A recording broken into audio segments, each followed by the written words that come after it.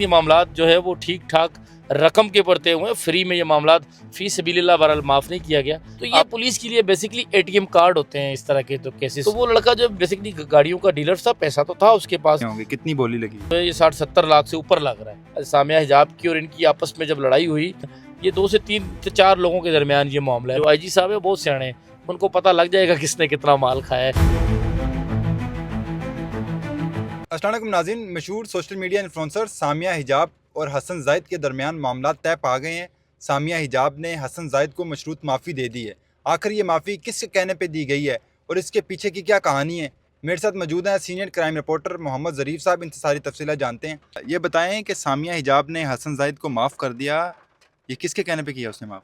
देखिए, सामिया हिजाब का जो मामला है, ये तो आपको पता है ख़ासे दिनों से सोशल मीडिया की ज़ीनत बना हुआ है। और इस मामले पर जो है वो काफ़ी बातें हो रही थी, लेदे हो रही थी कि सामिया हिजाब भी कह रही थी कि अगर जो है वो वापस एक बार आ गया जो है वो हसन जायद, तो वो मुझे छोड़ेगा नहीं, मेरी जान को ख़तरा है।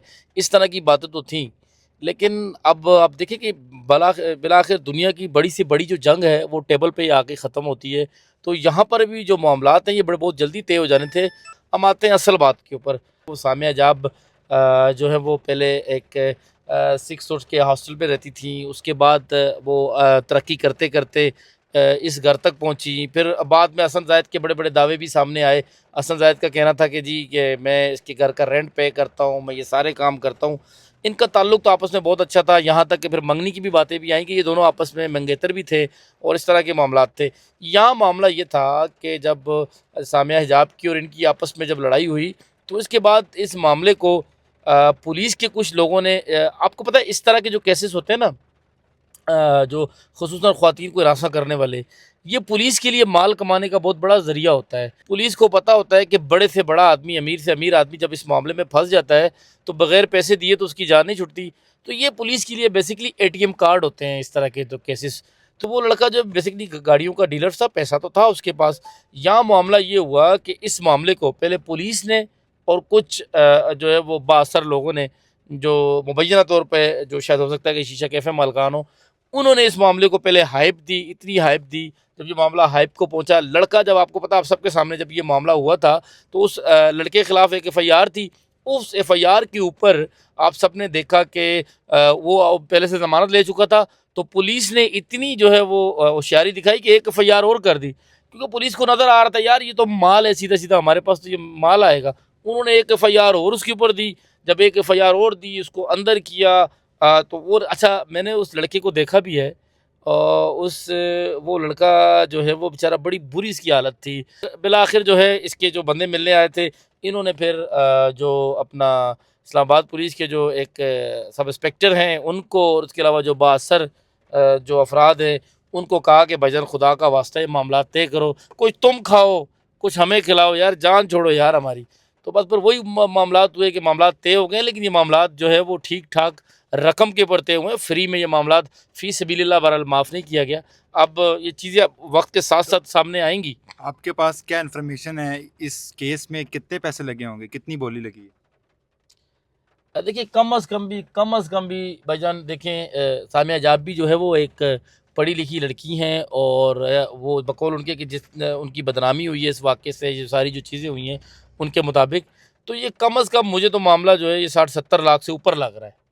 अब एग्जैक्ट जो है वो चीज़ें सब, क्योंकि इसको हाइड किया जा रहा है। अब कोई अगर आपको कहे जी 1.5 करोड़, 2 करोड़, 50 लाख, फ़िलहाल जो है ना इस मामले को हाइड किया जा रहा है, क्योंकि ये 2 से 3 से 4 लोगों के दरमियान ये मामला है। बहरहाल चीज़ें खुलेंगी, क्योंकि अभी तो वो जो है ना वो लड़का पकड़ में है।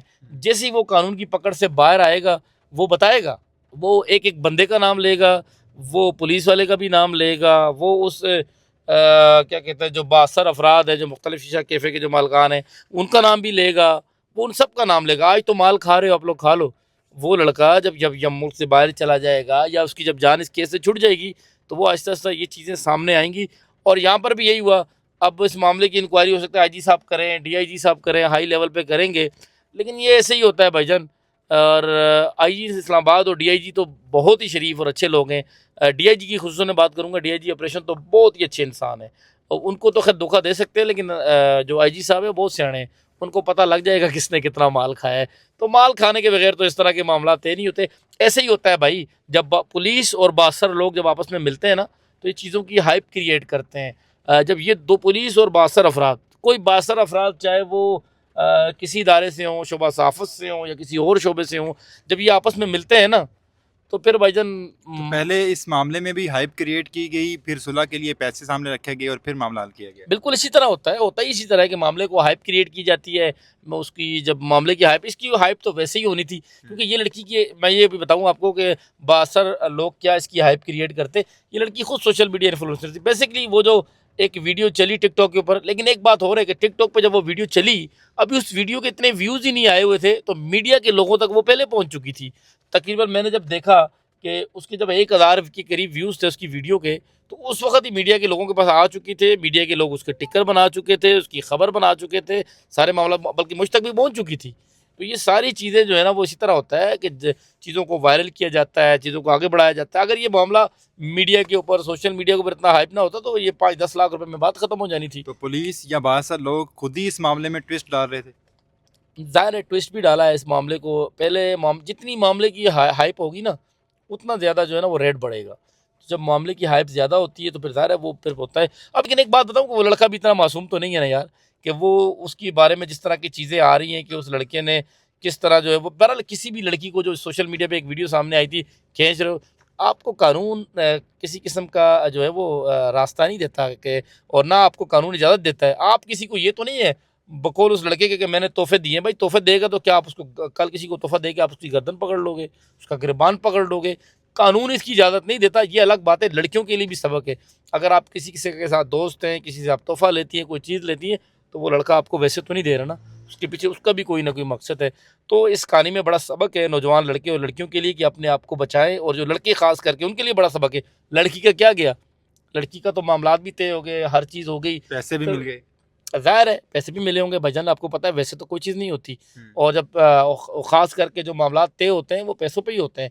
अब जो है वो, जो लड़के का सबसे बड़ा नुकसान हुआ कि लड़कों को चाहिए कि अपने आप को हीरो ना समझें, अपने आप को बड़ा फ़नकार ना समझें, और चीज़ों को जो है वो तरीक़ाकार के साथ देखें। और ये जो फ़िल्में या ड्रामे देख के, फ़िल्मी दुनिया, टिकटॉक, ज़िंदगी इससे कहीं मुख्तलिफ है। हर सैर पे सवा सैर है, और आपको ऐसे-ऐसे छितर लगते हैं ना, यकीन माने जब मैंने हसन ज़ाहिद को देखा तो मैं तो परेशान हो गया यार। मैंने उसकी जगह खुद को रख के सोचा कि अगर मैं 1 मिनट मुझे ये इस जगह बंद कर दें, मैं तो रोने लग जाऊँ। तो भाई वो कैसा, उस बेचारे के भी दिल पे भी तो कुछ ना कुछ गुज़री तो होगी। सामिया ने इस केस में एक शर्त भी रखी कि हसन जाहिद के मोबाइल में जो मेरी गैर अखलाकी या नाजेबा वीडियोज़ हैं उनको डिलीट करवाया जाए। इस मुतालिक क्या इन्फॉर्मेशन है? यार देखें, ये जो आप बात कर रहे हैं कि इस तरह की बातें भी सामने आ रही थी कि जी कोई गैर अखलाकी, मैं ये बात करना नहीं चाह रहा था, लेकिन अब आप कह रहे हो ये ज़रा इस बात का दावा करते हैं कि कुछ ऐसा मटेरियल है, और इस तरह के मटेरियल के बारे में भी दावा किया जा रहा है कि वीडियो वगैरह मिटा दें। लेकिन एक चीज़ मैं आपको बताऊँ कि अगर मोबाइल के अंदर एक चीज़ आ गई ना, इस मोबाइल के अंदर अगर वीडियो आ गई, मैंने इसको डिलीट कर दिया, फिर भी कहीं ना कहीं वो पड़ी होती है। तो बस यही है कि अल्लाह सबकी इज़्ज़तों को महफूज रखे। बहरहाल वीडियो अगर कोई हुई तो वो तो, अगर वीडियो कोई होगी आज नहीं, कल नहीं तो परसों, परसों नहीं तरसों, किसी किस्म की भी वीडियो अच्छी हो या बुरी हो, वो लीक हो ही जाती है। बहुत शुक्रिया।